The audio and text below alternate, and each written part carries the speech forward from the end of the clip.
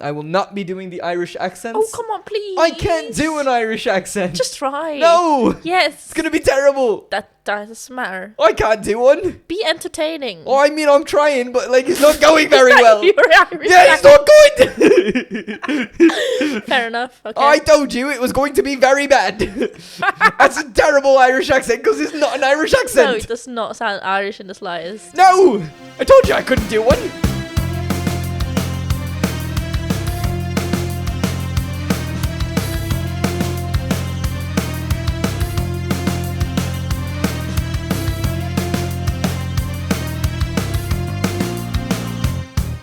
What's poppin', y'all? Welcome to Post Finale. I am your host, Ankit Madhira. I'm an actor and a musician who hasn't seen a lot of films, so to make my friends happy and potentially provide a new perspective on some popular films, I am on a quest to change that. I'm not on this quest alone, however. This week, I am joined by my friend and fellow actress, Jolanda Steiner. Yolanda, how are you doing? Hi. Say hello to the people. Yeah, just did. Thank you. Okay, how are you? I'm good. It's been a while since we've seen each other. Yeah, too long, it's man. been a fair few months, I think. Yeah, something like that. Something like that. Yeah, I'm just trying to remember the last time I actually saw you. I don't remember the last time. Oh, I think it was your your musical thing.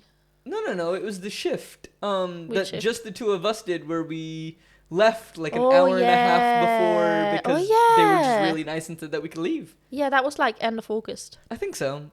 It's November for anyone who's wondering when we're filming this. Yeah. But yeah, we're here. We are talking about Good Will Hunting. Yes. And when I texted you saying, have you ever seen this? Your immediate response was, yes, my God, it is my favorite film. Not my favorite, one of my favorites. Or something along those lines. It's a very good film. So when did you first watch the film? Do you remember? Like, what were your thoughts? Like, why have you fallen in love with the film? It was, I can't remember exactly, but it was not too long ago. It was like maybe a couple of years ago. And I think it's just that thing of having trauma without realizing it, and also seeming normal without people realizing that you're not okay. And it's just, I don't know, it just made me cry a lot. Fair enough. I mean, look, based on what you were telling me earlier, there was another reason you loved this film. Do you want to tell the people that, or do I just reveal it later on? Yeah, young Matt Damon's very hot. No shame in that. I stand by this. I mean, fair. Yeah. Fair. Old Matt Damon? Not. No, he's still a very attractive man. Just different. But I just did not realize how hot he actually was when he was young. Fair. Yeah. Fair. I think he's like 25 in this film. I have no idea. I don't know how old he was in this film. No idea. No clue. But yeah, that sounds about right. Yeah, I sure. think. So anyway, why don't we get back into it? For context, because you do not know what, I mean, the listeners do, but you don't know what my predictions were. So pretty much I'm predicting that Will is probably going to decide to not go into, the corporate world and this math world, and he's going to choose love. But, like, his friends are going to be the, like, reason that, like, some sense gets knocked into him kind of deal. And Skylar's probably going to be a big reason of why some sense gets knocked into him kind of deal. But, like, Sean's going to be, like, a big pivotal point. But at the end, like, he's going to be in love with Skylar, but, like, be with his friends. But, like, that's kind of what I'm thinking is happening. So let's find out what's happening. So we start off, and Skylar and Will are making out. Woo. Good for them. Yes. You're remembering where we are now. Yes. Ish. Right about the midway point of the film. So. Is that where they're having lunch? No. We haven't gotten to lunch yet. Lunch is in a bit. No, like their dates, their first date kind of thing. No. The first date's happened. Oh, okay, fair enough. Yeah. Okay, They've sorry. been together for a little bit. Okay, cool. For context, ladies and gentlemen, sometimes, like, they just... I drop guests into, like, the middle of the film, and it takes them a minute to figure out where we are, which happens. So is that where she's studying and he's eating? No. They're literally making out in bed. But you said, say that. You said they were having lunch. I never said lunch. Yeah, you did. You brought up lunch. Did I? Yes. Oh, yeah. Okay. Yeah, okay, fair enough. Yeah, I know So where we start are. out, and Skylar and Will are making out in bed. And Skylar is saying that she is very tall and can dunk, and Will isn't buying it. She grabs a Magic 8 Ball and asks it, will I ever play in the NBA? Yeah. The Magic 8 Ball responds, it's decidedly so. So apparently, Skylar's going to play in the NBA. Go Skylar. Let's go, Skylar. We love the NBA and the WNBA, and it's fantastic, and it's great, and more people should watch the WNBA. Anyway. Sure. I've never seen it, but Sports. Sure. I really like sports, but you knew that about me. Yeah. You knew that I liked them. You just never cared enough to ask more other than that's I very know that true. you like sports. That's very true. I just knew you watch Wimbledon all the time. And I was forced to watch Wimbledon. There were worse things to do in that kitchen. Yeah, that's very true. So, you're welcome for the entertainment. Yeah. Even if it was Wimbledon, which you don't care about. Yeah, I'm just, yeah. You no, did I don't want to say the worst things. Oh, but you Because we could. both know the worst things. Right? I think I know what you're saying, but I don't know for sure.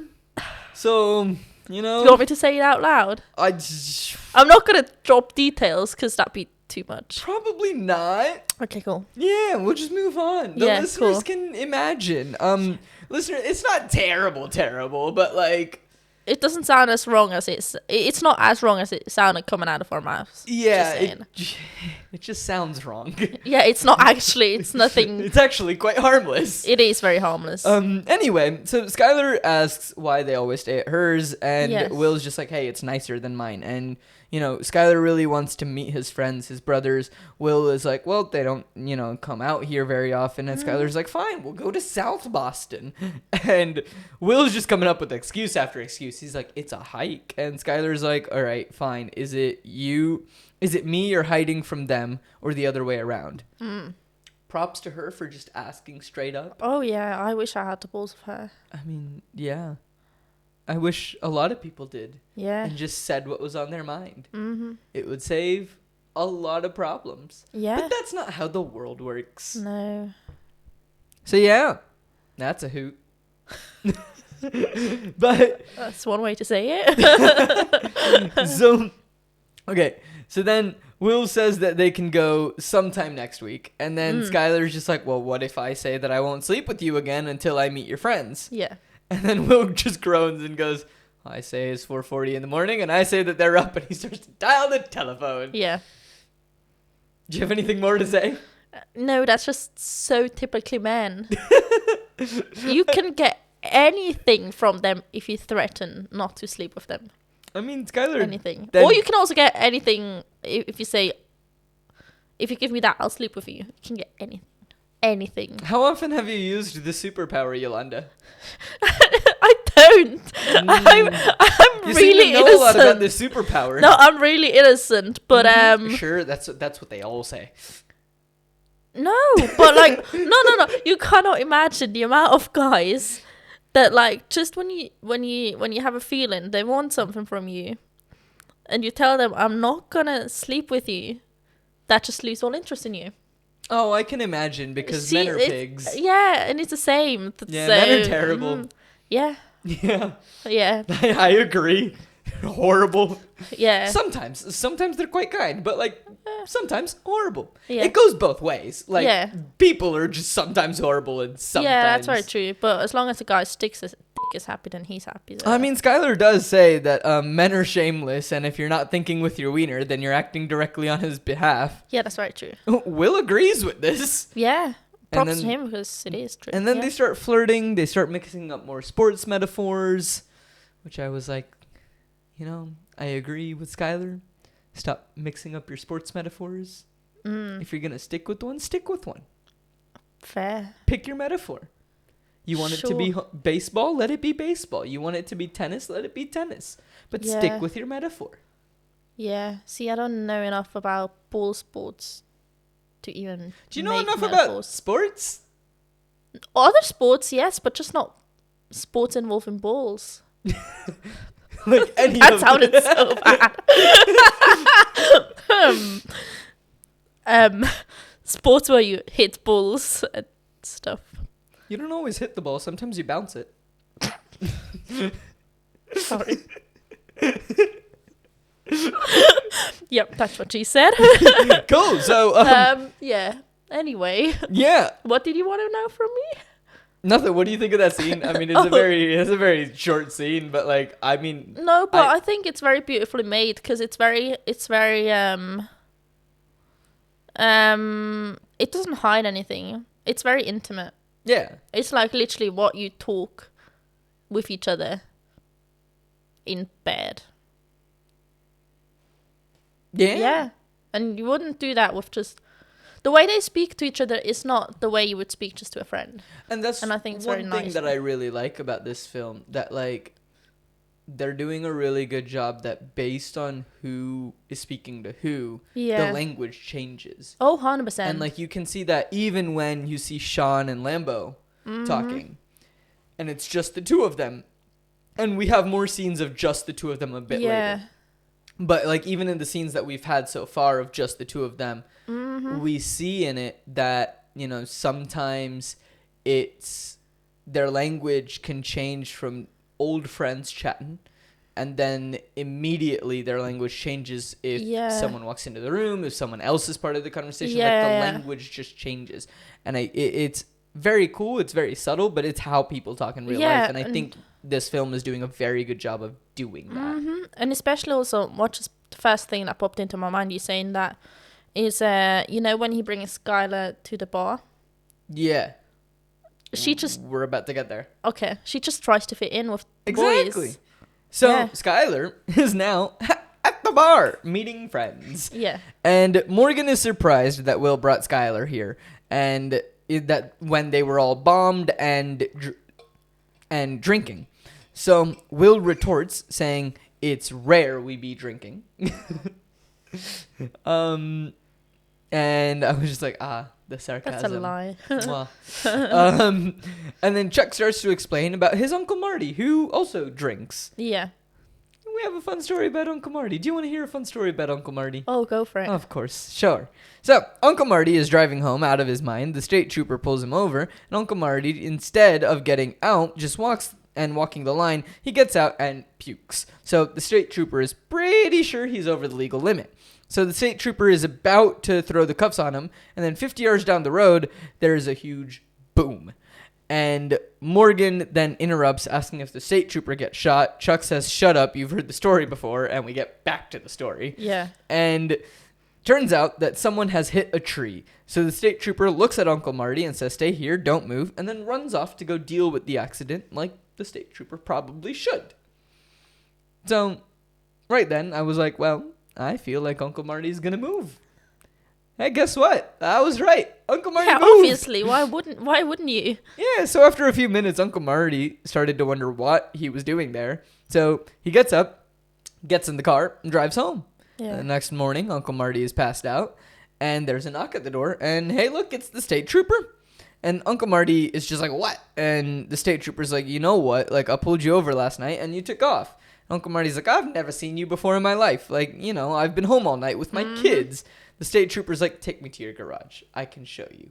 Uncle Marty doesn't believe him, but he's like, no, take me to your garage. So Uncle Marty finally gives in, which I'm just saying, if anyone from the government shows up and says, like, show me something, like, you don't have to legally let them in unless they have a warrant.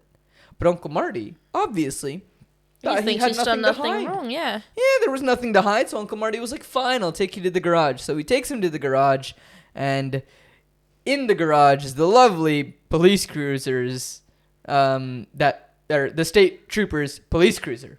Yeah. Yeah. It's a good story. Well done. Well done, Uncle Marty. He was so drunk that he drove the wrong car home. Yeah. Don't drink and drive, ladies and gentlemen. Just No, don't do just it. If don't. you're gonna have Get an a taxi. alcoholic drink, get a taxi, call an Uber, call a Walk. Lyft, call a Bolt. Yeah. Whatever works and wherever boat. you are. Huh? No, it just surprised me that you said you call a boat. I said Bolt. Oh, a bolt. I understood a boat. Yes, you can call a boat. You might be in a landlocked country like Hungary, but call a boat to get yourself home. I think that is the perfect plan for anybody. Yeah, absolutely. I mean, look, you can probably get home on a boat, can't you? Me? You might have to do a little bit of walking, but from here, you can probably get home on a boat. No. I'm sure that there's a way. There are enough canals in London. But I'm just thinking where the closest body of water is from where I live. I mean, I don't even know where the closest body of water is from where we are currently. Yeah, exactly. Which is my home in undisclosed location in London. But yeah, no, I don't know. We'll find out. So, yeah, Morgan then pipes up and is just like, "What's the point of this story?" Stories don't need a point. As long as they're entertaining, they don't need a point. The point of it is to entertain. Fair enough. That's why it's called a story. Exactly. Yeah. It doesn't always have to have some type of deeper meaning. That doesn't have a point. That's just pure entertainment. Most of the time when I talk, I don't have a point. Yeah, that's very true. Oh, you didn't need to. He also isn't always very entertaining. Look. I 100% set myself up for it, and I'm proud of you for taking that, but also I don't know why I didn't see that coming.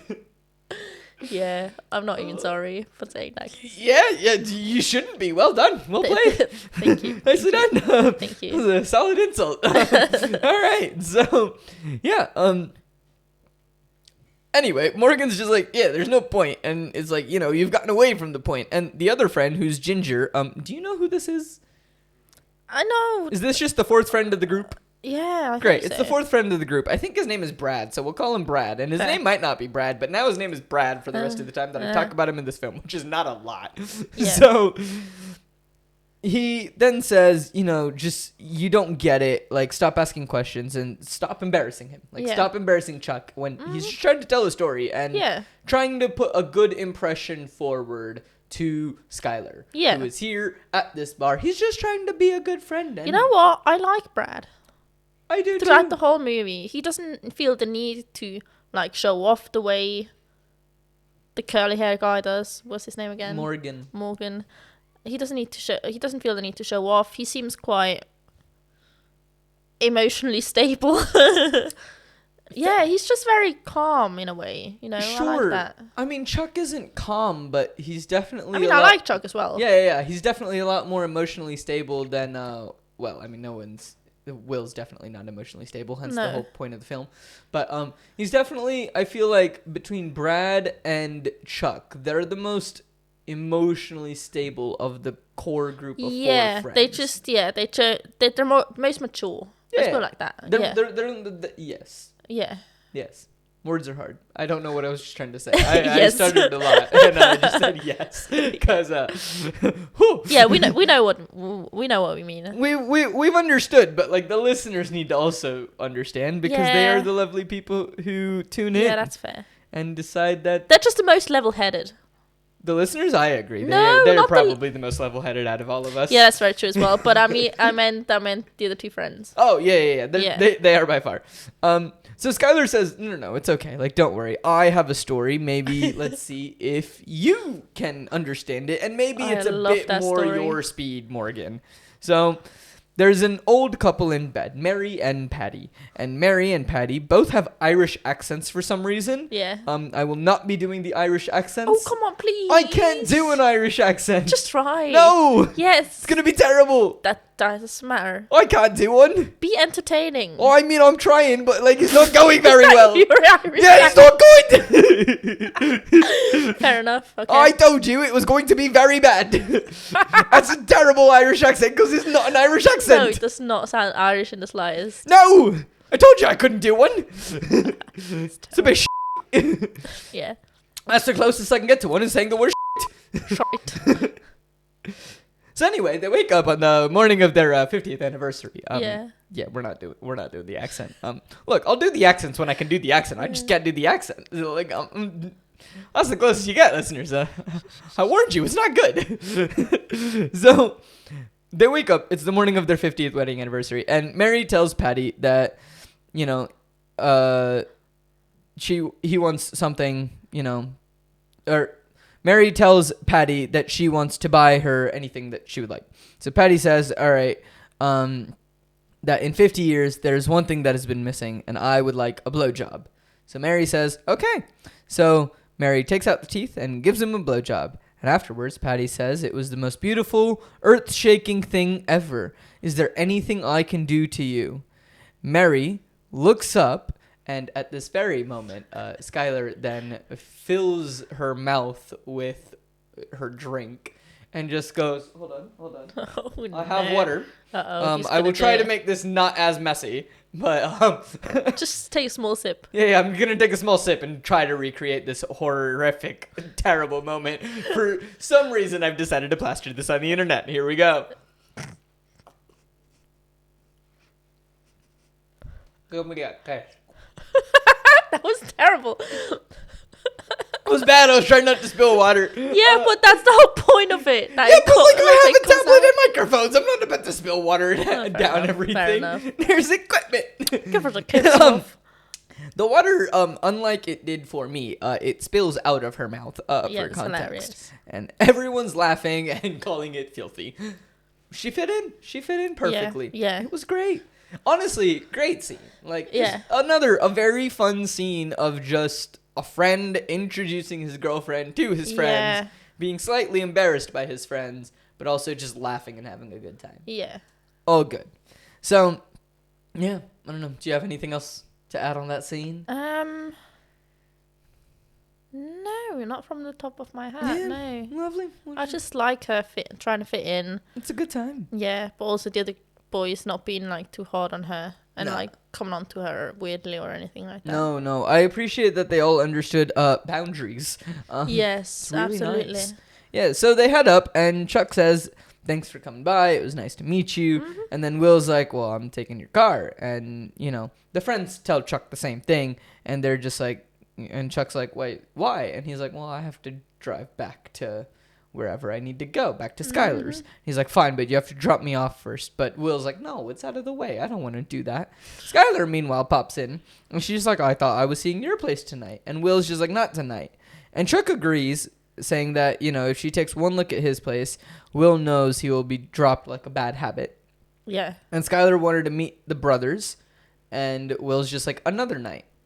I'm pretty sure the brothers don't exist. I'm pretty sure, but like there's no concrete evidence that the brothers don't exist. But like At that point? yeah, I'm like 98% sure at this point that the brothers don't exist. Yeah. So he's definitely still lying to her about that, but we'll see. But I don't know. I don't get why Will. I mean, I understand that like he's doesn't want to like show her his place because he's kind of ashamed. Yeah, But at the same 100%. time, like, she seems like she truly, truly cares about him. But also, like, Yeah. he's going through some stuff. Yeah. But I think the thing is, she comes from a rich background. He's not sure if she understands or if it's like a total turn off. If the way he lives. Or maybe it's not the cleanest either. I don't know. Fair. I mean, Yeah, he does and say that he it's likes- filthy and that it's dirty and everything when he describes it to her. But Yeah. I mean, there are many reasons why he wouldn't want to show Yeah. her the place. But I feel like if there was going to be someone in his life, like she seems like the one that could potentially break through the barrier. So that's kind of what I'm hoping is happening. Is like, but it's insecurities. I don't think it's I don't- you insecurities, can't but like blame him for that at I all. don't blame him, but also No. like I hope that she's able to break through by the end of the film. Yeah, 100%. So yeah, 100%. But I think that's still a very relevant thing even nowadays. That even though, like, yes, a lot of people seek partners with financial stability.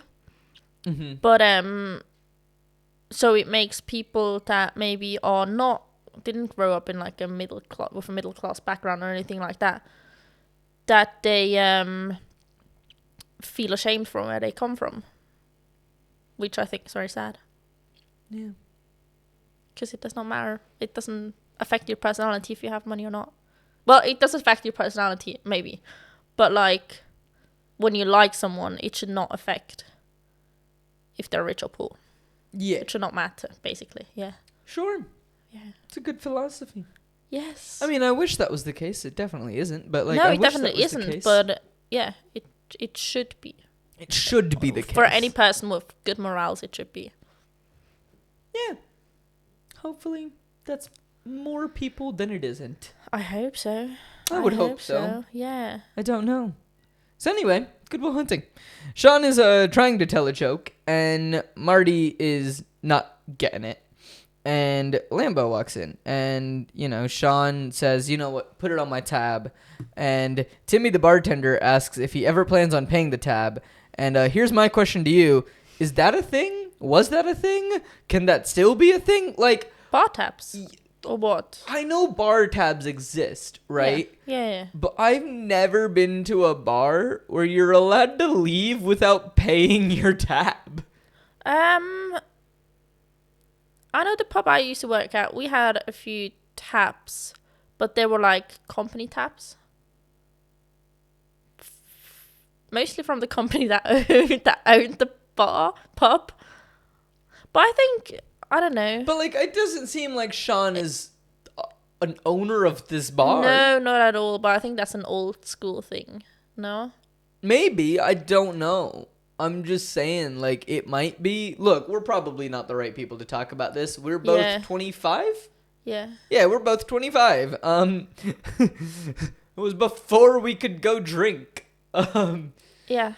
So, like, I don't know. Like, was this a thing? Is this a thing? Listeners, if any of you know, let me know. Like, I don't know. Because I've seen it a lot in film and television. But I've Maybe never it's an American heard... thing. Right, but like even in America, I've never heard of a bar where you can leave without paying your bar tab. Yeah. You know, like even in sense. America, I've never seen that. Yeah. No, And, like, it does make sense because Yeah, I don't know. It's a thing of maybe it's a thing of the past. I'm not sure. Yeah, maybe. I don't know. I mean, I've definitely let like regular customers that just want a beer and were like, "Oh, I forgot my wallet." Am I allowed to swear in this? Yeah. Okay. We have the little explicit sign. Don't worry. Okay, cool. Also, it's kind of hard to talk about an R-rated film when we can't swear. Fair enough. Good. Yeah, that they were like, "Oh, damn, I forgot my wallet." I was like, "Yeah, just either pay next time or you come here that often. It's on the house." Like, fair. I mean, like, I have never worked a pub long enough to be able to do that. Fair enough. But I feel like I would also do that. Yeah. Where I'm like, I see you all the time. Service, Like, you whatever. know. Like, Yeah, you know. exactly. Yeah. But anyway, Sean plans on paying the bar tab using the winning lotto ticket of $12 million. Yeah. Tim isn't sure if it's going to cover it. Fantastic. Fantastic retort It's from a lot Tim. of beer. It's Fantastic a lot retort of from beer. Tim. A lot of beer.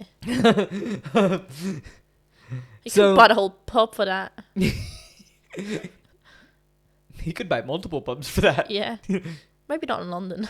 He could probably buy multiple pubs in London. He could probably buy like one. Nah. He could probably buy like one really nice pub in London or two It depends on the location, though. semi-nice pubs in London. It depends on the location, though, probably. Well, where do you want it? Do you want the Leicester Square location or do you want like the Bromley location? Obviously, the Leicester Square, because you're going to make tons more money. Yes, but is it the same cozy house feel that you want? I don't Oh, know. you mean- I don't know. It's up to you as the investor. What would you prefer? Would you prefer the coziness or would you prefer the Leicester Square where you have more chaos? You can make a pub in Leicester Square cozy. I think. True. I mean, the Weatherspoons there is cozy. I've never been to Leicester Square Weatherspoons. It's consistently packed. I mean, yeah, what do you expect? Spoons. For listeners not from the UK, the Weatherspoons, at least in England, I don't know if it's around the rest of the UK, but I know that it's a thing in at least England. Yeah. Where it's a chain of pubs and they have cheap food and cheap drinks. Yeah, it's the cheapest you can get drunk, but it's also a little bit filthy. Yeah. They don't tend to be the nicest, but like in London you can get like a pint there for like £4. Oh, less than that. In London? I once got in Ealing. Yeah, but you're in Ealing. Wait. A half pint of a berry cider for like £1. Yeah, but you're or in 50p Ealing. even. Yeah, but okay, that's fair enough. But You're not in London at that point. You're in Ealing. Ealing is part of London. I mean, yeah, it's Zone 3. It feels like it's not. Yeah, that's very true. Ealing definitely feels like it should be like Zone 6. Yeah, a little bit, but yeah, yeah. Got a very cheap half pint anyway. Anyway, yeah. If anyone is traveling to the UK, go to Spoons. It's a cheap way to get drunk if that's what you're into. Yeah. So anyway, Lambo. Back to Good Will Hunting. Yes, sorry. Lambo asks about Will, and they seem to agree that it's going well, but they haven't really gotten to the future yet. Yeah. They have still been talking about the past. So Lambo reveals that his phone has been ringing with job offers from cutting-edge mathematicians, or in cutting-edge mathematics, like think tanks, a place where a mind like Will's is, free and has free reign. And Sean says that's great, but I'm not sure that that's what Will is ready for. Yeah. And then the sandwiches arrive. That was very fast. Yeah. That was very fast. Yeah. Like, I don't know what type of ship that Tim is running. Oh, he's on it. But I want to go to that pub where I can... I mean, they're probably pre-made. You just have to, like, chuck them in the panini toaster thingy. I'm just saying. No, I get what you mean. The sandwich and the chips or fries, whatever you want to call them. Crisps, depending on where you're from. Look, they're called like 8 different things. The fries, chips, crisps, again. They looked fresh.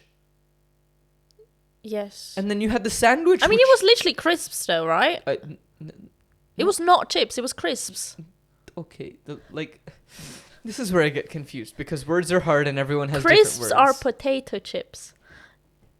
Chips and fries are potatoes deep fried and not the thin ones, not the Great. ones. Yeah. I was pretty sure it was like the potato deep fry one. No, I'm pretty sure it's crisps. I didn't think it was crisps. I thought it was crisps because I was like... Maybe it was crisps? Yeah, why did they get crisps with sandwiches? Oh, I did. That's what I thought. That's very common though. I mean, have you ever been to Subway? Crisps, fair enough. Like once or twice. Okay, fine. But like in Subway, they legitimately say, if you want to make it a meal, do you want crisps or a cookie? Yes, but that's a bag of crisps. Sure. That's not just open crisps on a plate. No, but like if you go to like a restaurant and like, you order a sandwich, sometimes they just come with a side of crisps. Have you never had that experience? No. Maybe it's a very American thing. I don't know. Yeah, maybe. I don't know. I've never had that. Like, that's pretty common. Fair enough. I mean, I don't mind it at all. I don't know. Yeah, okay. We're learning a lot today. Yeah, honestly. A lot of things that have nothing to do with Good Will Hunting. Yeah. Which is honestly how this podcast goes usually. Like, we talk about the film, sure, but like, we end up talking about everything and anything else. So, anyway, the sandwiches are here. So, Lambo asks Tim to help them try to settle a debate. Yeah. And he asks, do you know about Jonas Salk? And he's like, yeah, he cured polio. I didn't know that. I didn't know that either. Shout out to him. I think I pronounced his name right. I hope I did. If I didn't, I'm sorry. Albert Einstein, of course. Obviously, we know Albert. Gerald Lambo, no. Tim asks who won the bet. Lambo says, I did. I don't get what the bet was either. Because it's his name. Yeah, I get that. Because he obviously won a field medal, which is the Nobel Prize of Maths. Which doesn't make sense because, again, there's a Nobel Prize format. I've already... Was there though Is there though? Yes. I didn't know that. I thought it was just I'm pretty sure. Hold on. No, I'm pretty sure it isn't. Hold on. But basically, Sean tries to say that, oh, you're really famous in your field, blah blah blah blah blah. Yeah, but I mean, look, the fields. No, I'm pretty sure it's not. Hey, so I was very wrong. There is no Nobel Prize in mathematics. I'm sorry for the listeners that in the last couple episodes that I might have said that there was. There is not. I was mistaken. My mistake. I'm very sorry. So yeah, I think he just tries to make a point that he's famous, Lambo, but it doesn't matter. Famous, but Lambo knows he's not like, he's that not level a of household fame. name. Yeah, He's not a household name. Well, Lambo says that it isn't about him. He's nothing compared to Will. Yeah. And Tim goes to the bar and asks someone if he knows who Gerald Lambo is. Also, didn't he get introduced as Jerry, or Lambo, or just Jerry to Tim? How does... I don't know. Yeah, probably. Okay, cool. Just making sure. Oh, that's probably also why he didn't pick up who Gerald was. Okay, now I'm just getting that. Yeah. It's making sense. Sometimes I write the note down and it doesn't make sense when I write it down, and then as I'm talking about it, I'm like, oh, yeah, that was a dumb note. Oh well, it happens. So Lambo explains that in 1905 there were hundreds of proofs renowned for study of universe, but it was a 26-year-old Swiss patent clerk doing physics in his spare time that changed the world. And could you imagine if Einstein gave up to drink with his buddies every night? We all could have lost something. Tim here would have never heard of him. Sure, fair sentiment, but at the same time, I thought Einstein was German. No, I think he's Swiss. I think he was in Germany for a while, but I think now we're googling. It's like a bit of a borderline thing, I think. Because I know he was in Switzerland for a fair amount of his life. I don't know if he's born in Switzerland or not, but according to Wikipedia, he was born in Ulm, in the kingdom of... That's Germany. Württemberg? Yeah, that's Germany. That's Germany. Great. But I think he moved to Switzerland and and studied in Switzerland as well. I mean, it does say that he had Swiss citizenship from 1901 to 1955. Yeah. Maybe he's half Swiss or something like that. I don't know. Maybe. I don't know. I mean, I'm sure that I would probably find out if I actually sat and read this entire Wikipedia article. But he definitely... I'm pretty sure he studied or something like that at the ETH in Zurich. Okay. He definitely was living in Switzerland for a very long time. Yeah. Okay. Yeah. Sure. Yeah, I just... Again, I was like, I thought he was German. I'm confused. Fair enough. Cool. Sean calls it dramatic. And Lambo disagrees and says that Will doesn't have the right direction, but that they can provide it. Sean retorts, saying that in the 1960s, a young man from University of Michigan did brilliant work in mathematics, specifically bound harmonic functions, and then went to Berkeley as an assistant professor, had amazing potential, moved to Montana, and blew the competition away. And his name was Ted Kaczynski. Lambo hasn't heard of him. And Sean asks if Timmy has heard of Ted Kaczynski. He has. It was the Unabomber. Oh. Yeah. I don't know who the Unabomber is. I just know that he bombed stuff. Hold on. I mean, I gathered that much. From that. We're going back to Wikipedia, ladies and gentlemen, because we need to know. We obviously don't. He was a domestic terrorist. Yeah. We've put that together. Mm-hmm. He was a mathematics prodigy, but abandoned his academic career to pursue a primitive lifestyle. To go to the dark side. He was the one that injured 23 people and murdered 3 through mail bombing. So he sent bombs through the mail. Oh, okay. Yeah. So I don't know why I laughed. Yeah, it's kind of messed up. No, but also when you said mail, I just laugh. No. When you said mail bombing, I was thinking male as in not as in letters, but like male and female. I was like confused for a few seconds. Yes. English not my first language. I want to put that much. English is not my first language. Yeah, so I was like, how did he do? Did he like threw at them, or what did he do? That was beautiful. Yeah, anyway, that was a beautiful or did moment. he just kill men? Or that was a beautiful moment. No, he tried to hurt. I understand it now. Yes, we've gotten there. I'm glad I was here for this moment. Thank you so much for letting me be here for this moment. That's okay. Anyway, very welcome. So Lambo realizes like what's going on and says, all right, that's what I'm talking about. We need to give this kid the right direction. He can contribute to the world and that they can help him. Yeah. Sean says that direction is one thing, manipulation is another. Mm-hmm. And Lambo says he's not at home every night twiddling his mustache. And I was like, what mustache? You are clean shaven, good sir. Yeah. And trying to plot how to ruin the boy's life. He was doing advanced math at 18 and it took him over 20 years to earn a Fields Medal. Mm-hmm. Sean's firing on all cylinders, and it's just like, well, maybe that's what you want, but that's not what he wants. There's more to life than a Fields Medal. Mm-hmm. Lambo says that it's too important and that it is above a personal rivalry, and this is where I had all the questions. I was like, personal rivalry with who? Between them? What happened? Did Lambo do something to annoy or hurt Sean, and Sean has never forgiven him? That doesn't make sense, because then why would Lambo now come to Sean to get help unless he decided to put aside whatever this personal rivalry is between the two of them and just so that they could help Will? But then what is the rivalry? What happened between the two of them? I need answers. I thought they were friends. I need answers. Mm-hmm. I don't get answers. No, you don't get answers. I think it's just because obviously Lambo's that important mathematician, blah, blah, blah. And Sean's just a therapist. Yeah. I mean, that is kind of how he views it. I mean, look, Sean says, let's talk about the boy, give him time, figure out what he wants. And Lambo's just like, look, that's a wonderful theory. It worked wonders for you. Sean exactly. claps back and is like, calls Lambo an arrogant prick.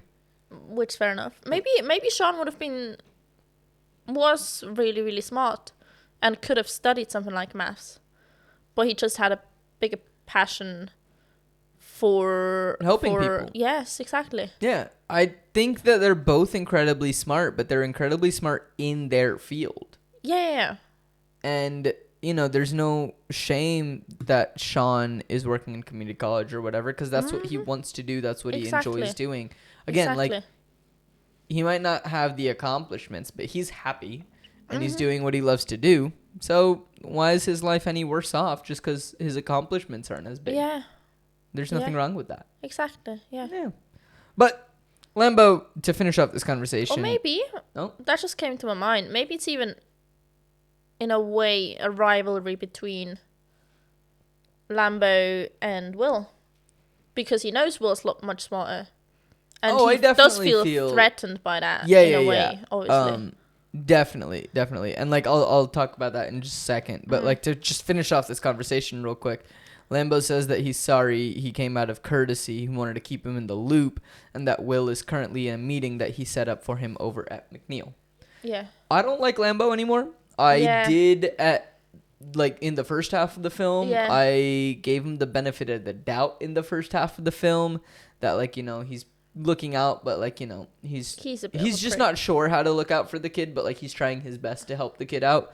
Yeah, I think he's one of these people, that are super smart in their field, but because they're so intelligent that they're not really, they don't have the people skills in that way. You know what I mean? Definitely. It now just feels like, he just wants to use Will for personal gain. Yeah. And I don't like that. Originally, it felt like he wanted to give Will a chance so that his genius doesn't get wasted. Yeah.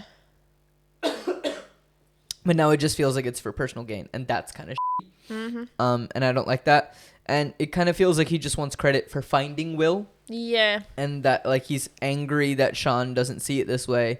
And it kind of feels like he's like, oh, it's going to be my way or the highway. Yeah.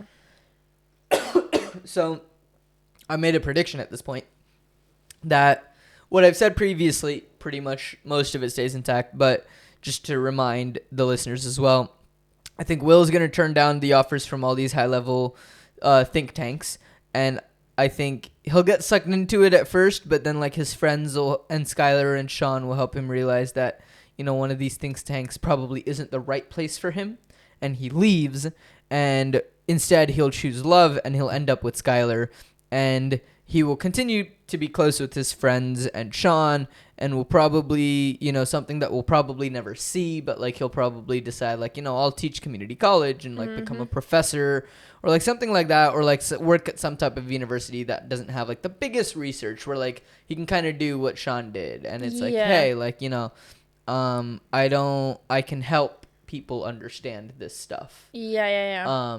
Kind of, I think that's what's going to happen. I don't fully know, but I think that's what's going on. Yeah, because he doesn't really care about like the big checks that he would get working at a massive corporate company or something like that. No, he doesn't. He really doesn't. He really doesn't. So Will's in the interview, meaning Chuck is in the interview, acting like his name is Will. Yeah, but see, at first I didn't get that scene, but afterwards Will says to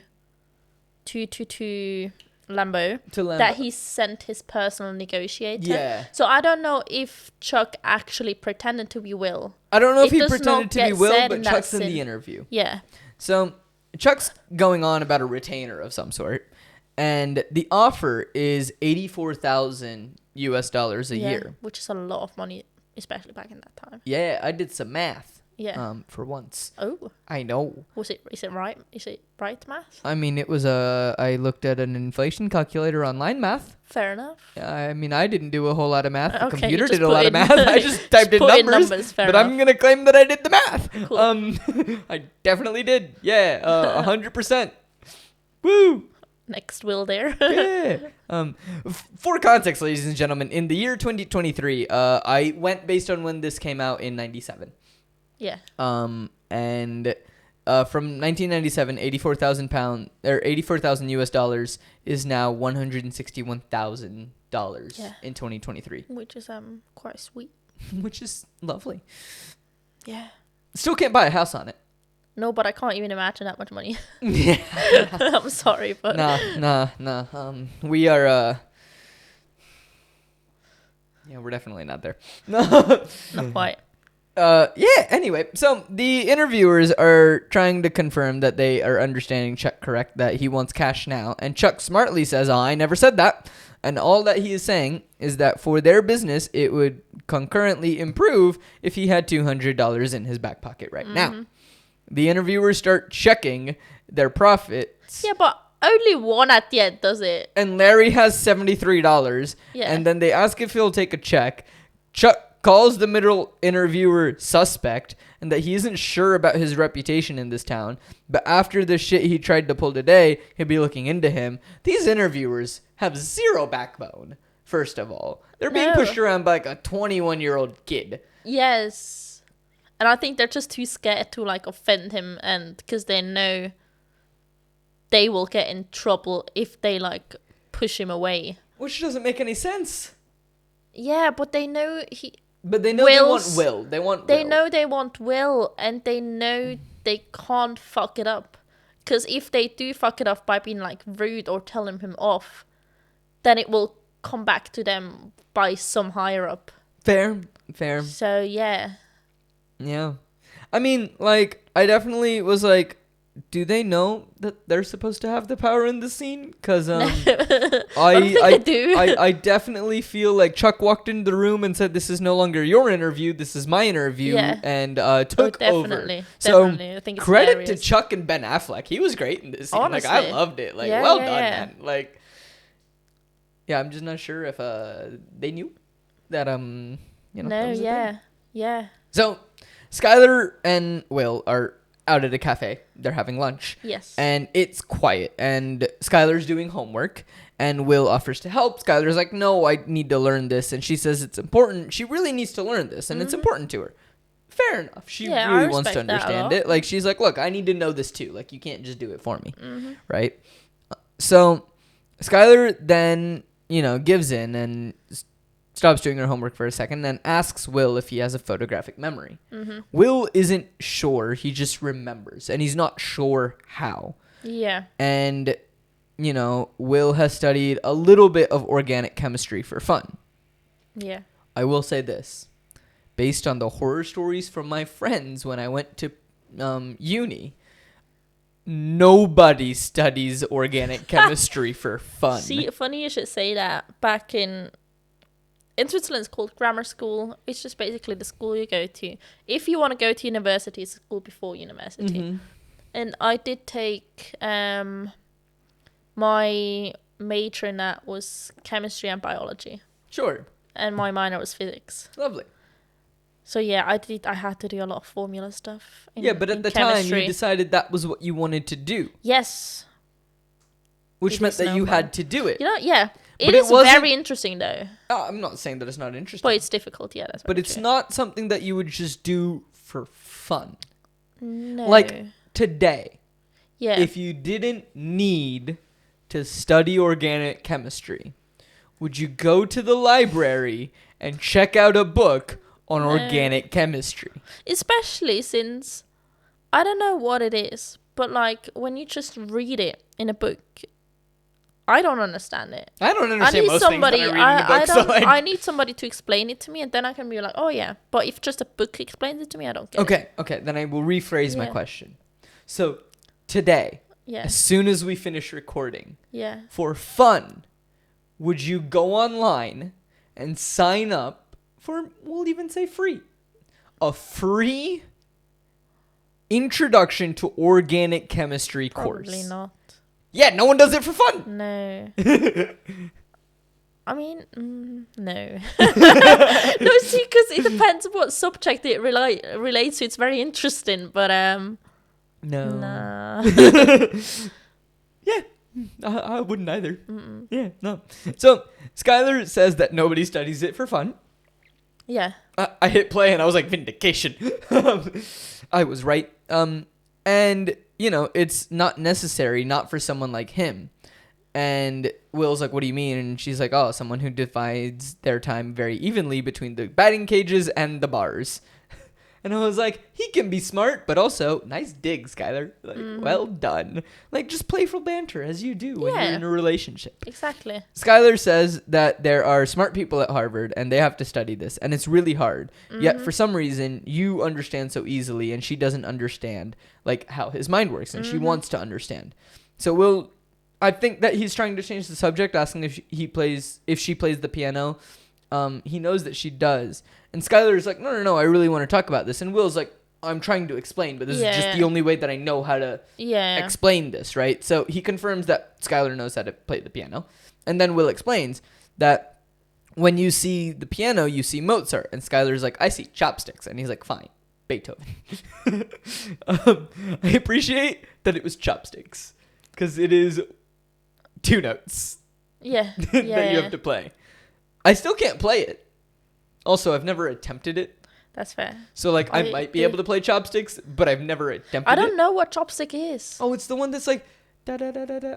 Oh, how does it go? I have no idea. I am. It's legitimately 2 notes. I am completely blanking on. How does the rhythm go? Oh, this is terrible. This is terrible. This is terrible. I know what this is. Oh my goodness. I am all right. Okay, this is gonna bother me now, ladies and gentlemen. So we're going back to the internet. Hold on. This is not going well. Hold on. God. Now I just feel like I'm a terrible musician. Who just doesn't know anything. See, and I play the piano, and I don't know what that chopsticks thing. Oh, is. you definitely know what it is. If you play piano, you know what it is. Hold on. I'll play you a very, very short little clip of it. Chopsticks. Great. Not that. I want the song. That. We might have to edit this out for copyright purposes. So sorry if you don't hear anything, ladies and gentlemen. Also, how do I turn up the volume on this thing? Probably on the side somewhere.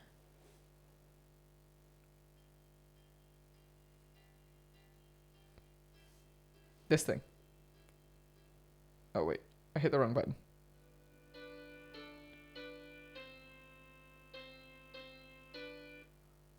I have never heard that in my life. I mean, it's usually a lot faster. Hold on. Why? This is not working. You've never heard this in your life. No, I don't. Hold on. Here it goes again.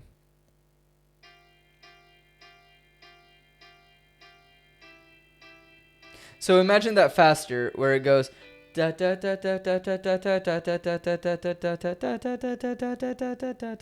Something like, you've never heard that. All right, I'll have to show it to you properly after we finish this episode's recording. But Fair. yeah. So No, she okay. sees chopsticks. Yeah. Anyway, back to the explanation of Matt and his Matt Damon, Will and his brain. Because I'm pretty sure Matt's brain is not like this. If it is, but you know what? They wrote it, so it might they be. did a very good job researching that stuff. Hey, they did a lovely job researching it. Mm-hmm. So like credit to them. So he's like, look, when Beethoven and Mozart and all of them, they look at a piano, it makes sense. To Will, he sees a bunch of keys and 3 pedals and a box of wood. Yeah. But to Beethoven and Mozart, it made sense, and they could just play. Mm-hmm.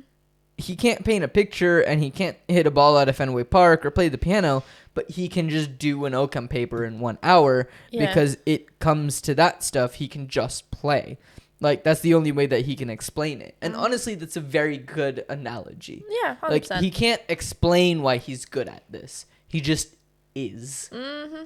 And that's fair. Like, I get that. Is there anything that you're kind of like, I can't explain why I'm good at this, but like, I just am? No. Okay. I don't think so. No, I was hoping I was get to being like, yeah, my friend's talented. Okay. We'll just move on. I don't think so.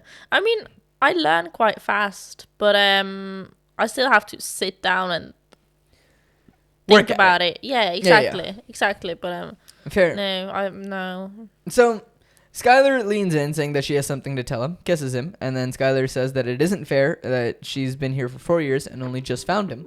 And on that lovely note, we're going to take a quick break for an intermission, and then we'll come right back to this.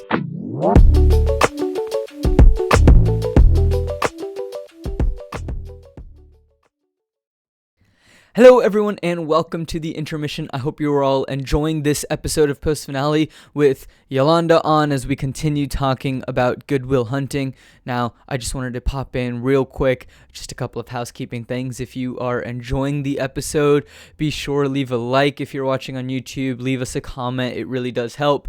If you want to help out the show in other ways, you can do so by rating the show, whatever podcast app you're using. You can rate the show, and it really, really does help out. And thank you so much to everyone who has done this, who will do this in the future. Also, please check out our social media. It's at Co-op Forge with an underscore. So it's CO_OPFORGE at Co-op Forge. And then you can also follow the show itself at Post Finale Pod on the different platforms. And we're going to slowly start adding some more. And also, I've been kind of hinting that there is a project that is coming out on Co-op Forge's YouTube in January, and that's where we're going to announce that project is on social media. So that's gonna be announced just a little bit after Christmas, right in time for the new year. So if you want to keep up to date on what's going on there, be sure to go follow the social media pages. Again, they are at CO_OPFORGE or at Post Finale Pod, depending on which show you want to follow and what you want to do. But other than that, if you still want to help out the show and gain access to more content, you can do so. Head over to patreon.com/postfinale and you can get access to loads of different types of bonus content.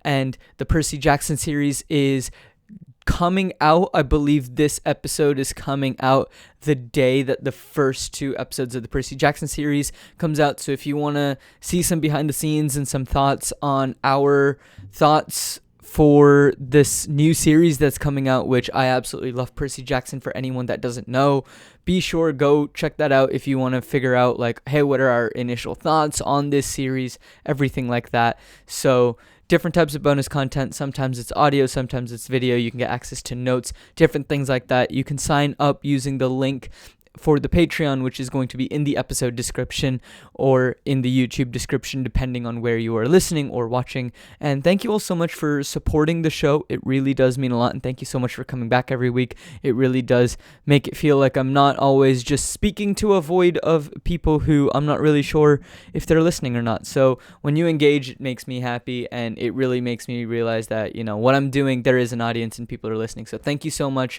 truly, from the bottom of my heart, for being on this journey journey throughout this year. And, you know, in 2024, new and bigger things are hopefully coming soon. So looking forward to that. But I've rambled on for a bit, so let's get back to this episode and figure out more about what's happening in the world of Good Will Hunting and the world of will hunting. So Skylar and Will are back in bed. Woo! And Will responds saying that he isn't awake. A+ move. Well done, buddy. And Skylar asks Will to come to California with her. And Will asks her, "Are you sure?" And she is. And he's like, "How do you know?" And she's like, "I don't. I just know." Yeah. And she knows because she feels it. And Will is like, "Well, what if, you know, next week you could be in Cali and you find out that there is something that you don't like and maybe you wish that you hadn't said that, but because what you said is so serious, you can't take it back." And then he's just stuck in California with someone who doesn't really want to be in California with him. Yeah. I understand where he's coming from. 100%. It's a very big step 100%. to move not halfway, across a country. Yeah. And that to a country as large as the US. Yeah, and also I think because, also from a financial state of view, I don't. Did I? No, I said that from a financial standpoint. There we go. We got that. Because I don't think she realizes like he has a home there, and everything, and obviously his friends, blah blah blah blah. And if he moves there, first of all, he needs a new home, and like he needs a job. He can't just be without a job. Yeah, I think it's just a lot difficult when you don't come from a privileged background to just move somewhere. Yeah, it's not the easiest thing in the world. Yeah. No, it definitely isn't. So Skylar says that, you know, she doesn't want to take it back. She just wants Will to come to California with her. And Will says that he can't go because, 1, he has a job here, and 2, because he lives here, like you just pointed out. Yeah. And Skylar is like, "Look, if you don't love me, just say it." Will says that isn't the case. So Skylar says why you won't come. And I'm like, he's scared. Like, why can you not put this together, Skylar? He's scared. Yeah. I guess she put it together, though, because then I hit play, and she literally goes, "What are you scared of?" Yeah, no, totally. So, she's not that dumb. You know, I probably should have just, like, let it play, but I had to write down the note. Yeah. So Skylar asks what he's scared of, and, you know, he tells him that he lives in this tiny world where nobody challenges him and that he is safe. Will gets upset, saying, "Don't tell me a thing about my world." He goes off saying that if she just wants to have, you know, she just wants to have her fling with the boy from the other side of town. And then, you know, you'll probably go to Stanford and meet some rich prick and sit with other trust fund babies about how you went slumming too once. And I think we found out what he's scared of. Yeah. He's scared of not being enough. And being committed. Yes, that as well. Yeah, I mean, obviously, I don't want to spoil, but yeah. I appreciate it. Keep that trap word locked. Okay. I'm not sure if I can say what I Great, wanted so we'll to just say. keep moving on so that you don't spoil things. It is greatly appreciated. I mean, it says right away that he's an orphan.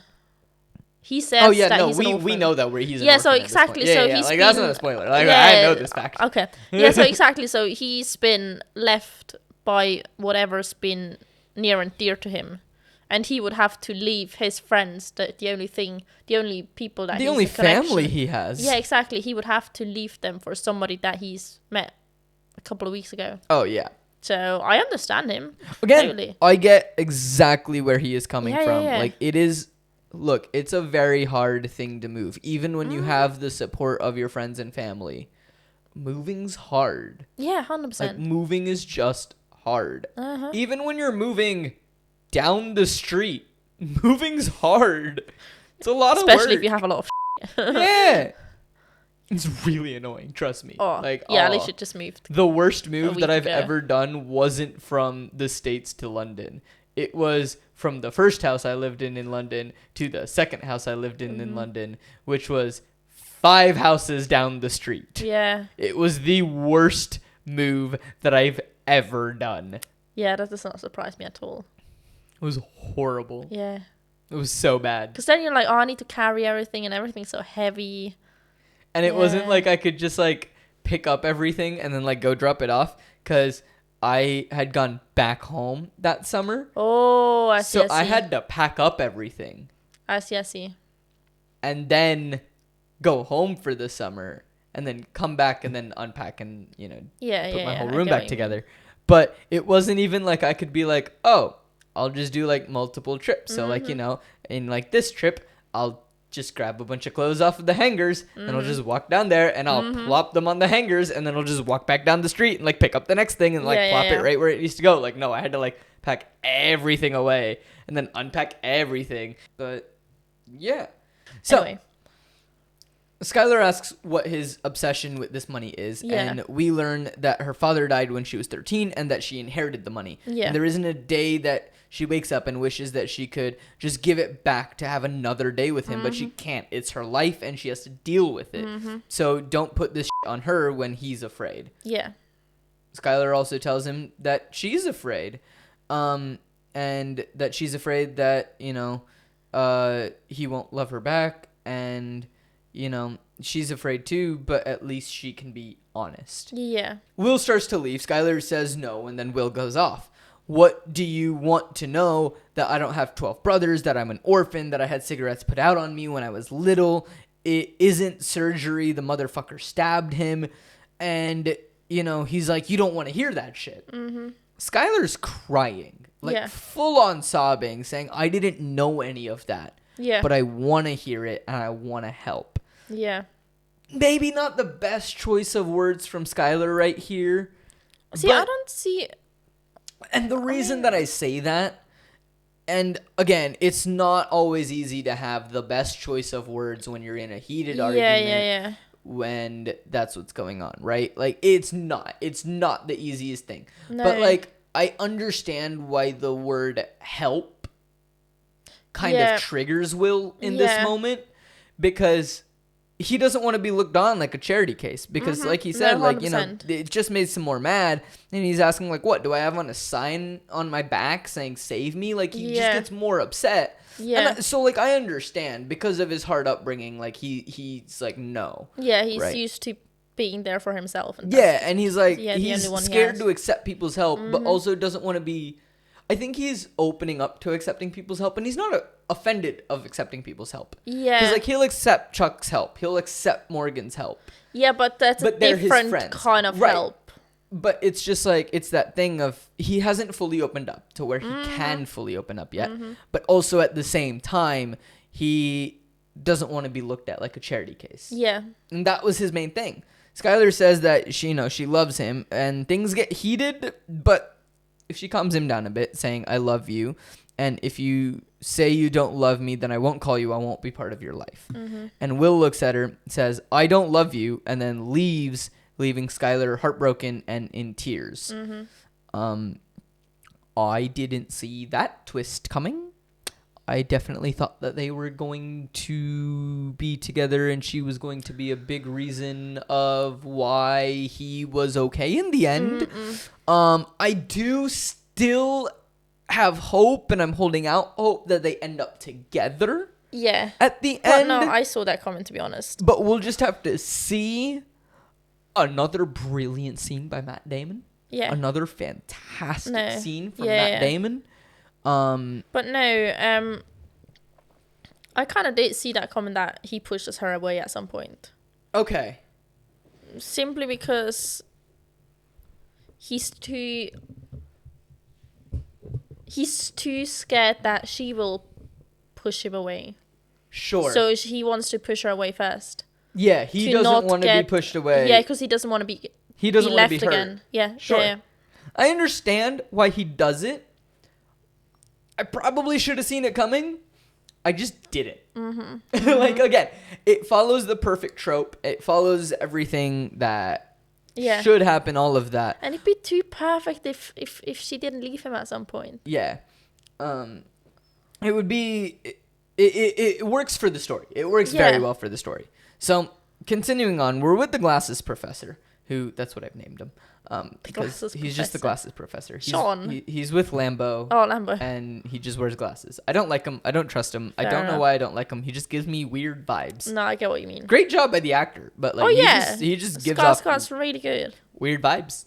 which is what I'm getting. But he's saying that most people don't find out how brilliant they can be. They don't find a teacher who believes in them, makes them think that they're stupid. Yeah. And the glasses professor hopes that Will appreciates what Lambo is doing for him. Yeah. And once again, quite arrogant of him. Yeah, and that he sees how much Lambo enjoys working with Will and, not against him. It's very arrogant, but there is a heartfelt moment in there in the beginning part of it where it's like, hey, and it really does reiterate this fact that teachers matter. Oh, 100%. Like, so much. Yeah. There's teachers that can suck away the joy from a subject. Oh, yeah. And the opposite as well, that can initiate the joy in a subject. 100%. I had teachers on both fronts. I won't name names on the bad front. No. Because I don't want to badmouth people. But Yeah. I definitely had professors where I went into a subject being very excited to learn about the subject. Yeah. And then either because of the professor or because of the way that they were teaching it, somehow I fell out of love of the subject. Mm-hmm. But at the same side, I had professors, and honestly, like, a big reason that I am an actor now is that I always enjoyed it, and I did it in high school and I enjoyed it, but then I took time off when I first went to uni. I was like, I don't really want to act anymore. And then I had hurt my leg, and so my friend Shelby, they were like, okay, I think they go by Schneebs now, so I will call them that. But sorry if I got their name wrong. Sorry to you if you are listening. But yeah, they were lovely, and they kind of forced me to show up and do this small play festival that they were doing, and it was a student-run play festival. And they were like, hey, show up, do this thing. You're hurt, you can't, play Ultimate Frisbee, which is the team that I was on at the time anyway. And they were like, come show up, it'll just get your mind off of it. Because they could tell that I was just feeling down. And so I was like, okay, cool. So I went and they cast me in something, and I got the role because I looked them dead in the eye and said, "F you, bitch." It was a lovely time. Yeah, a great way to land a job, ladies and gentlemen. Just learn how to look someone in the eye and apparently say, "F you, bitch," with a very intense meaning. I landed the job. It was unpaid. Woo! Great job. It was a university, festival. Of course it's gonna be unpaid. So yeah, we were there, and then they were like, okay, and then they got me to show up for the musical again by threatening, saying, I know where you sleep. So I showed up and auditioned for the musical. And then but all this to say, I then got back into taking acting classes, and the professor that I had, her name was Mindy Logan. And, big shout out to Mindy. I'm still close with her and still chat with her. But she believed in me from, the moment I stepped in. And honestly, her believing in me also just made me believe that, this is something that I can actively pursue and something that I actively want to do. Yeah. Because I realized I enjoyed it. Yeah, but then she was also like, no, go chase this. You deserve to go chase this. You deserve this happiness, right? So, Mindy, big shout out to you. I love you. You're great. Hi, Hal. I'll say hello to her husband as well. He was technically his student before hers. Fair enough. Yeah, fair mean, I was his student before hers. So it was a good time. So back to Good Will Hunting. Yes, we lost track there. Look, professors deserve the shout outs. Yeah, 100%. 100%. But yeah. So yeah. So Lambo walks in and asks Tom, who is apparently the glasses professor. We've never been told this, so I'm just going to keep calling him Glasses Professor. I don't like the name Tom for him. Apparently his name is Tom. Is that the puppy that follows him around all the time? Yeah, it's the Glasses Professor. Oh. Yeah, I named him weird. Glasses Professor.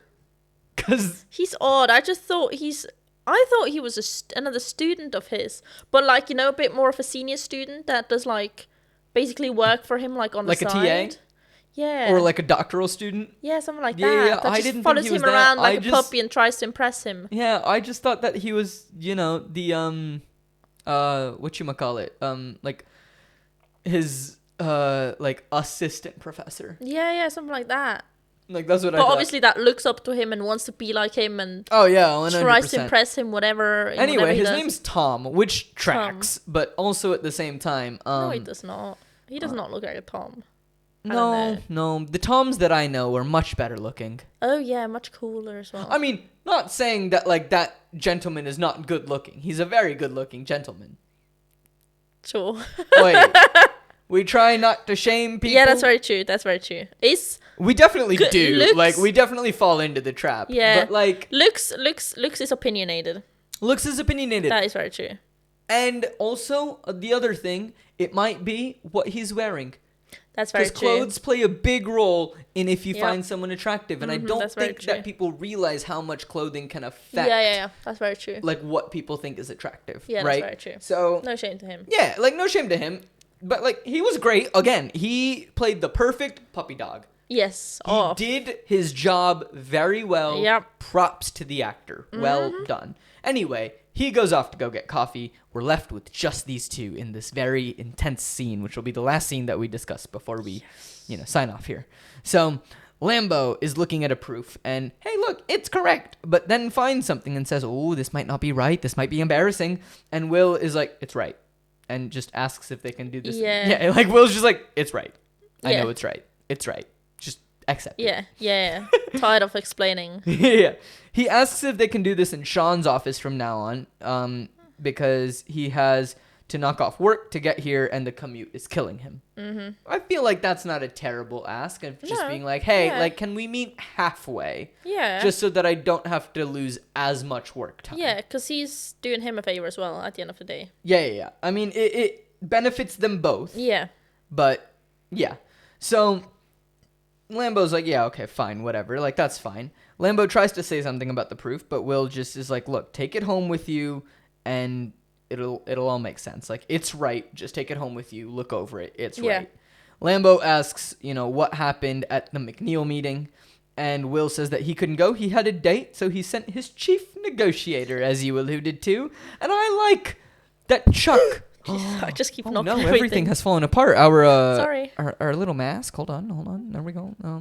We just gotta set that mask back up. There we go. So, I appreciate that Chuck gets a lovely little nod and has a proper title called Chief Negotiator. I think so. That's a very high position, I think.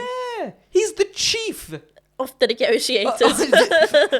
of Will's negotiators. Yeah, exactly. Which, I mean, he has like two others, but he sent the chief. Yeah. He could have sent Brad or Morgan. Oh, that would have not ended well. I mean, I feel like there's a reason that Chuck is the chief. Yeah, 100%. Also, for anyone that's listening on an audio-only format, we had a little lovely Chinese mask here, and it fell for context of what was going on when we were like, oh no, fix the mask. Anyway, I realized that like people listening on an audio format might not have seen what happened. Mike.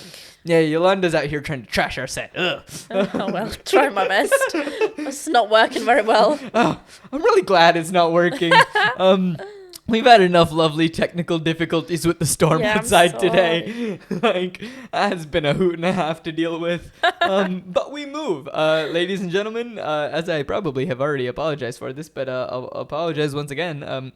Sorry for the lighting issues, potentially. And there's a storm happening the day that we're recording this. Yes. So it's just... Dreading going outside afterwards. Dreading it. Did you hear the wind? Oh, I heard it. Oh, yeah.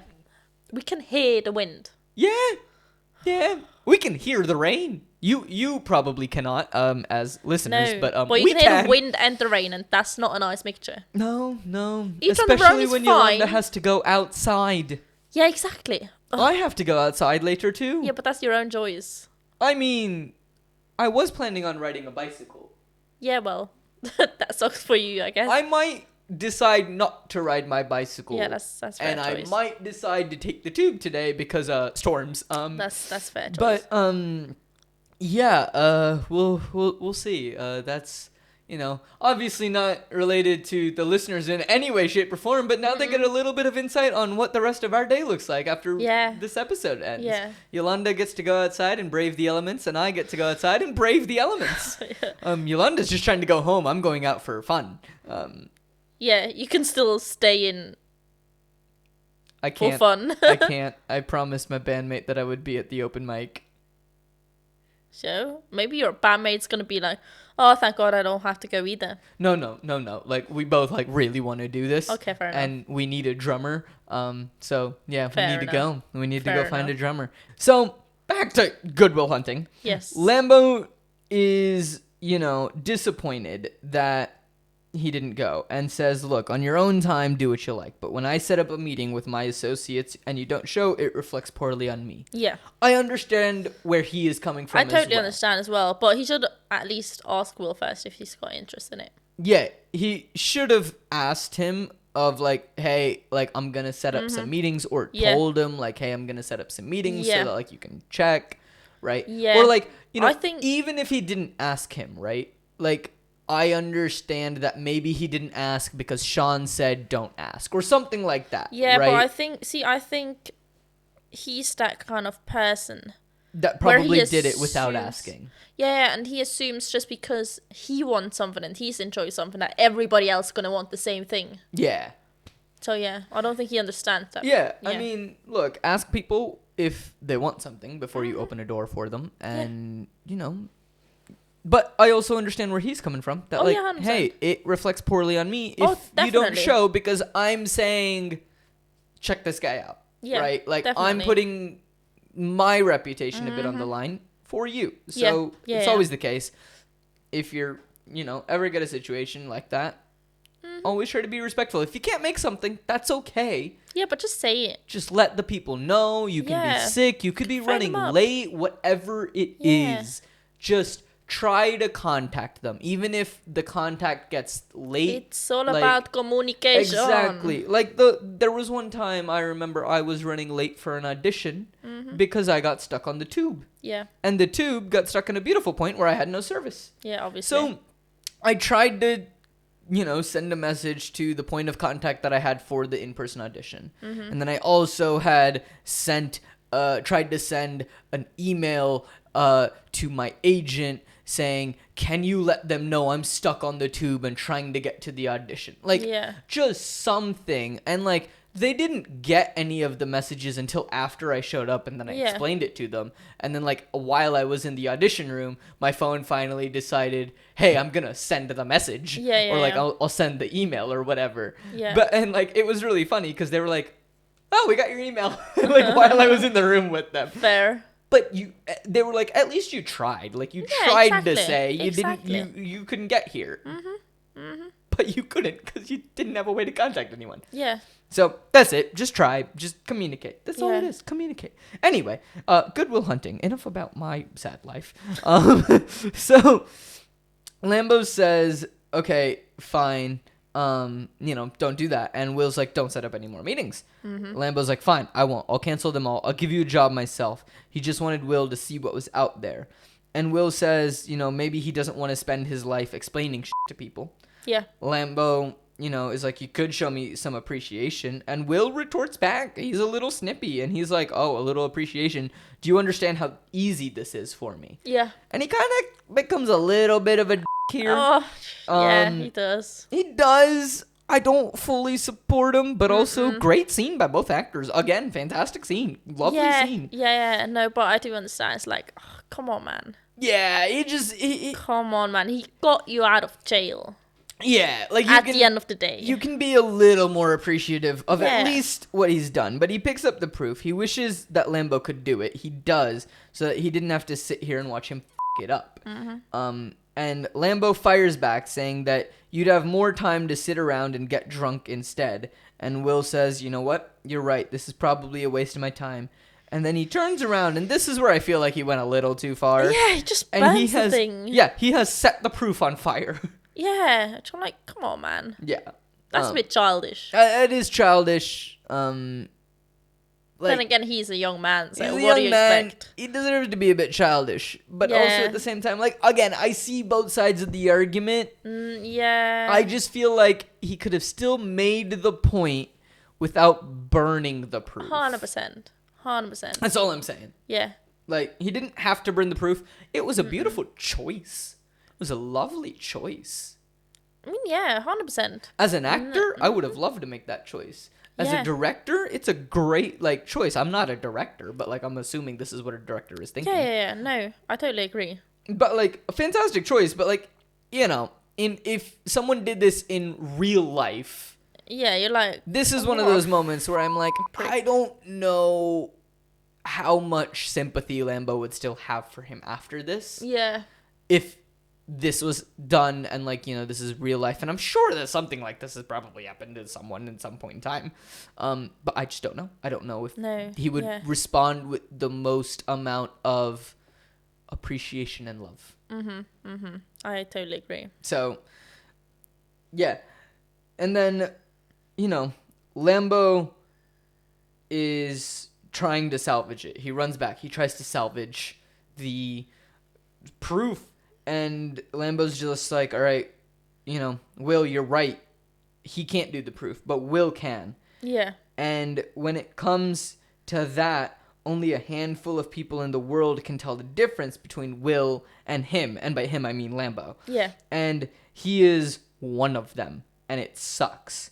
And this is something where I felt like Lambo then went too far.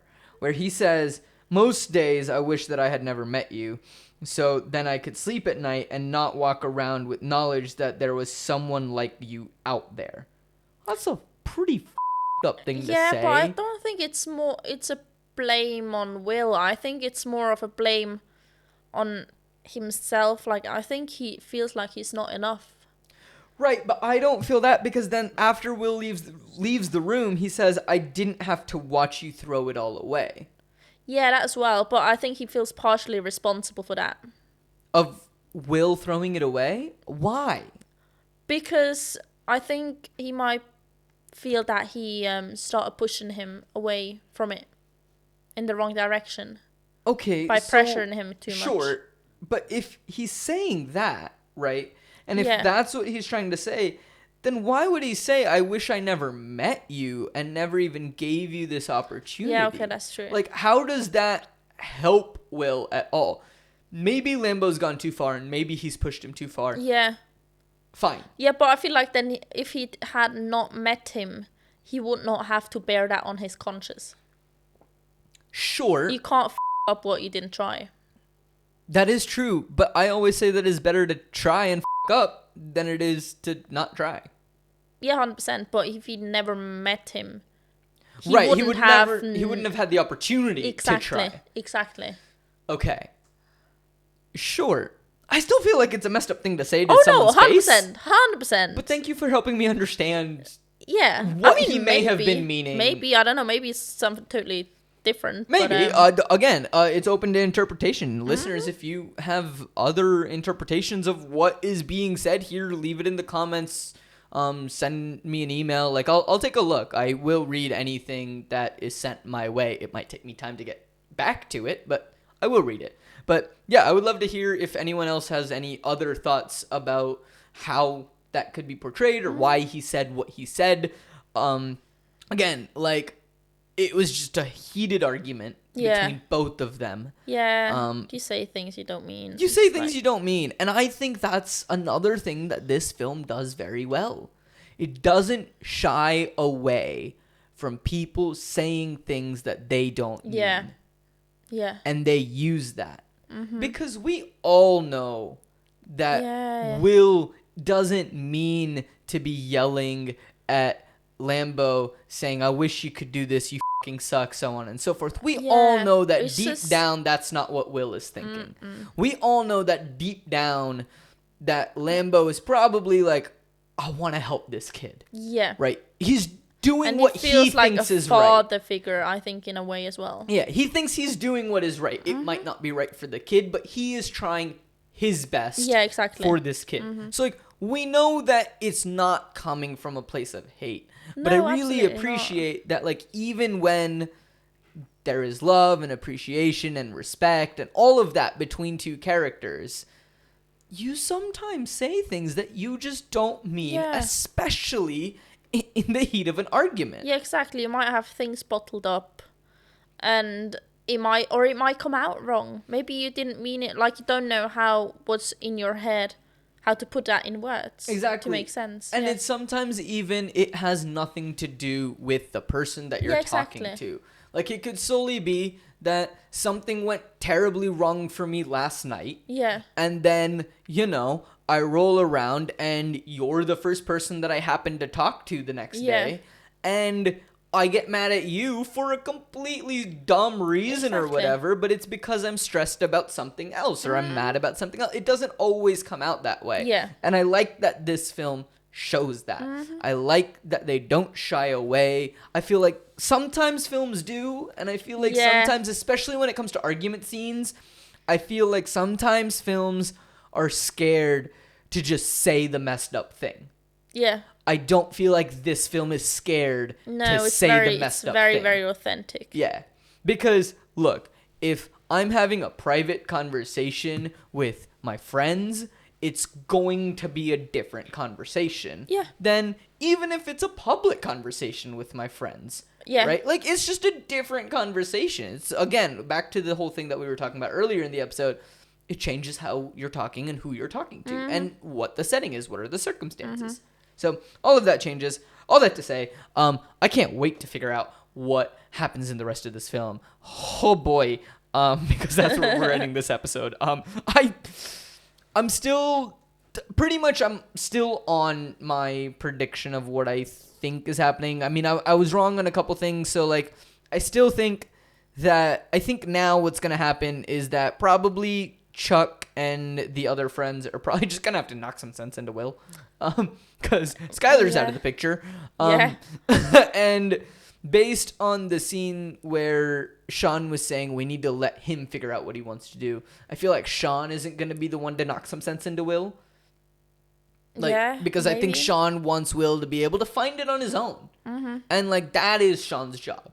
Sean's job is to help him find it on his own. Not tell him what to do. It's to help him figure out what to do. No, totally. That is what Sean's job is. Sean's doing a lovely job. Might I just say, because I don't think I said it this episode, and it's a travesty that I haven't. Robin Williams, amazing. Yeah. Such a. I would adopt him as my granddad. Yeah. Any day. Yeah. I would have loved to have him on the show to talk about something that. Again, here's the thing. Like, people have asked me, they're like, who would you love to have on this show? And I'm like, any actor, director, anyone who works in the film industry. Anyone, please. Yeah. Anyone. Hey, if you work in the film industry and you like watching me be confused and you want to talk about one of your favorite films, shoot me a message. We'll make something work. Like, that's it. And, you could potentially be working on some amazing films. You can share them, but, cool. Good for you. And I'm sure that we'll probably chat, but, like, I want to talk about something that you might not necessarily get to geek out about. Like, that would be my favorite thing. I would have loved to get to have Robin Williams on and get to geek out about a movie that he loves that, like, you know, he wasn't in.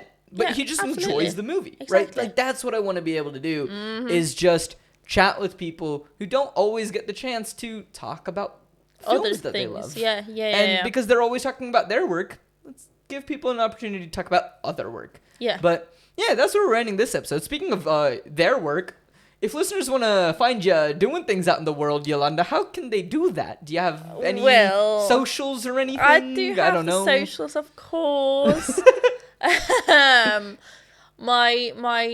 just thinking what my thing is. On Instagram, I'm Jolanda with a J, _ Steiner. Yeah, that's kind of the one I use most. I'm not really big on socials, but if I do any, like, if I am in something then I obviously post it. But fair enough. I'm not very good with social media. That's okay. Quite a private person. That's okay. But yeah, that or Spotlight, Mandy. Hey, if anyone wants to hear Jolanda, go to Spotlight or Mandy. Yep. And find Jolanda. Give me one. I'm sure that she would appreciate it. Absolutely. Always, of course. Come on. I'm just saying, like, again, you might not. We've just discussed how someone might not appreciate something. Yes, but that's my chosen profession, Yeah. That's not his chosen. He's not he didn't like come out the womb and want to be and was like, I want to be a math prodigy. Well, you didn't come out of the womb and go, I want to be an actress. Yeah, that's true, but I figured that out sooner or later. All right. Well, on that note, Jolanda, thank you so much for listening. Listeners, thank you. Jolanda, thank you so much for joining. You just listened to me ramble. That went great. Jolanda, thank you so much for joining. It was a pleasure. Listeners, thank you so much for listening. And until next week, I'll catch you later. Thank you so much for watching this episode of Post Finale. Post Finale is created, hosted, and produced by me, Ankit Madhira. Our editor is Pranav Nair. The music is by Ankit Madhira and Megan Hutchison, and the art is by Ankit Madhira. If you would like to gain access to bonus content, you can do so by heading over to patreon.com/coopforge or use the link in the description of the episode to head over to the Patreon. And if you sign up for the Patreon, you get a shout out after you've signed up, and you also get access to different types of bonus content that can range anywhere from notes to helping us decide what films do I watch in the future. So different things like that, loads of different things there, and new things to come in the new year as well. So if you're looking for a last minute gift to give to someone, sign up for Patreon. It really does mean a lot to anyone who does do that. So thank you so much. And also, if you want to help support the show in a non-monetary way, you can do so, and it's greatly appreciated. Just leave us a rating or review on whatever podcast app, Spotify, Apple Podcasts, YouTube, whatever you're using to listen to the show. Leave us a rating, leave us a review. It really does help out a lot. And be sure to follow us on social media at coopforge, CO_FOPFORG, and at postfinale_pod. Be sure to follow us on the platforms. Some new information is going to be coming out, and soon we're going to ramp up using the social media as well. I know I've been a little bit slow on it, but things are going to start coming up and out a bit more on social media. We have some more ideas of what we can do to make it more engaging. So be on the lookout for that. But thank you so much for listening to this episode. It really does mean the world to me.